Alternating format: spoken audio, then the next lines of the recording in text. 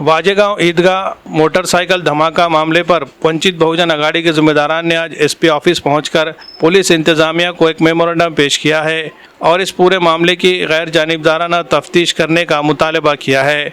Bureau report MCN Urdu news. कल ईद के दिन वाजेगांव ईदगाह परिसर में जो घटना घटी है, उस घटना को लेकर कल से ही शहर में काफी चर्चा है। और कल ही हमने, जैसे ही मुझे वाजेगांव से फोन आया था, हमने हमारे पार्टी के गठ नेता प्रशांत इंगोले को फोन करके मौका वारदात पे भेज दिया था। मुझे लगता है कि प्रशांत इंगोले सबसे पहले वहां पर पहुंचने वाले हमारे पार्टी के प्रतिनिधि थे। उनके वहां पहुंचने के बाद, उनके फोन आने के बाद में फिर मैं और हमारे पार्टी के राहुल सोनसरे, आतिश, सब लोग वहां पर, हमारे नगर सेवक और नेतागण वहां पहुंच गए। घंटों तक हम वहां बैठकर थे। हमको पुलिस ने घटनास्थल पे जाने से तो रोका, लेकिन ईदगाह के बाजू से जो चढ़ाई है, हम वहां से देखना चाह रहे थे क्या कार्रवाई हो रही, वहां पर भी नहीं जाने दिया। पुलिस वालों के साथ में वहां पर संघर्ष करने की बजाय अगर वो जांच में बाधा आएगी तो हमने उनकी नीयत वैसी मानकर हमने भी उनको सहकार्य किया और हम घंटों तक वहां पर बैठे रहे इंतजार करते हुए। लेकिन जब घंटों बाद हमको बोला गया कि एसपी साहब खुद आपको संपर्क करेंगे, तो फिर हम लोगों को लगा ईद का दिन था, सब मिलने मिलाने वालों के फोन थे। तो फिर हम जैसे ही वहां से प्रशांत इंगोले तो 4 से 5 घंटे वहां थे, मैं तकरीबन 1.5-2 घंटे वहां बैठा था। हमारे निकल के आने के बाद हमको ये इत्तला मिली कि फायर ब्रिगेड बुलाकर वो सब धोआ गया है। और वो धो देने के कारण शहर में अलग अलग चर्चाएं हैं, क्योंकि नांदेड़ के शहर में पाटबंधारे नगर नाम के मोहल्ले में 6 अप्रैल 2006 को ऐसी घटना घटी थी जहां बम विस्फोट को पटाखे का विस्फोट बनाया गया, रातों रात धो धाकर सब दूर किया गया। अब लोगों के दिलों में शक और गुमान वही आ रहे हैं। कल से हमको फोन आ रहे हैं कि वो क्यों धो लिया गया, क्या हो रहा है। तो कल अली जनाब प्रकाश अम्बेडकर साहब का भी हमको फोन आया था, क्या घटना है, हमने उनको उसकी डिटेल दी। उनकी तरफ से कुछ हमको सूचनाएं मिली। हम चाहते हैं कि वो जो मृतक है, वो जो अपराधी है या जिस भी जल के मरी हुई बॉडी है, उसका फॉरेंसिक पोस्टमार्टम होना चाहिए और उसका टॉक्सिकोलॉजी एनालिसिस, यानी उसके अंदर कौन कौन से ड्रग का इस्तेमाल हुआ है क्या, कौन कौन सी दवाएं या ड्रग उसने लिए थे क्या, या नशे में था क्या, ये सारी चीजें मालूम होनी चाहिए। उसका डिजिटल प्रोफाइल निकाला जाना चाहिए, वो किसी संगठन से जुड़ा हुआ है क्या, किसी खास विचारधारा से जुड़ा है क्या, ये पूरी तफसीली जांच होनी चाहिए।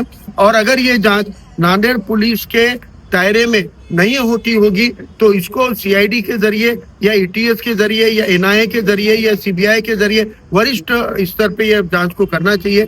ऐसे डिमांड का निवेदन, क्योंकि SP साहब की उपलब्धता नहीं थी तो उनके राइटर API गिरी साहब ने, पुरी साहब ने हमारा ये निवेदन आज स्वीकार किया। और हम चाहते हैं कि इस चीज के अंदर जो भी है स्पष्टता है। हमको नांदेड़ पुलिस पे भरोसा है, हमको यकीन है कि ये पुलिस किसी भी अपराधी को इसलिए नहीं छुपाएगी क्योंकि एक अपराधी को छुपाएंगे तो शहर में अपराध बढ़ेंगे।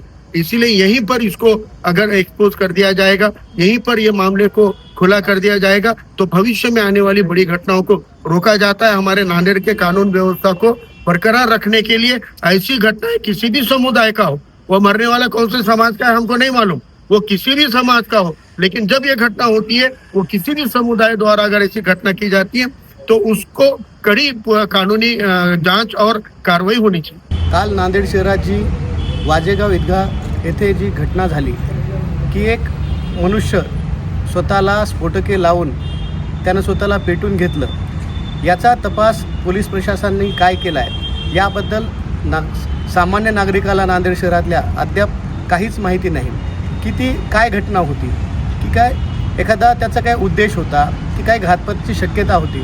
असा काहीच उद्देश नसल्यामुळं आज आम्ही सन्माननीय SP साहेबांना भेटायला SP ऑफिसमध्ये आलेलो।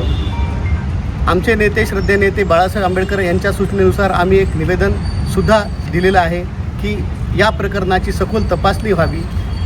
तो व्यक्ती कुठला होता, त्याचं काय बॅकग्राऊंड होतं, त्याचं काय मनसुबे त्याचे काय होते, कशासाठी तो आला होता, तिथं का पेटून घेतलं। कारण आपण सर्वांनी व्हिडिओ बघितला असेल, तो पेटून घेताना त्याच्यातून स्फोट म्हणजे फटाक्यांचे आवाज होते, त्याच्या पोटाला त्यानं काहीतरी काय काय बांधून आला होता, त्याच्या पट्ट्या जर काढून बघल्या तेव्हा ते स्फोटकं ते जळते वेळेस स्फोटकांचे आवाज येत होते।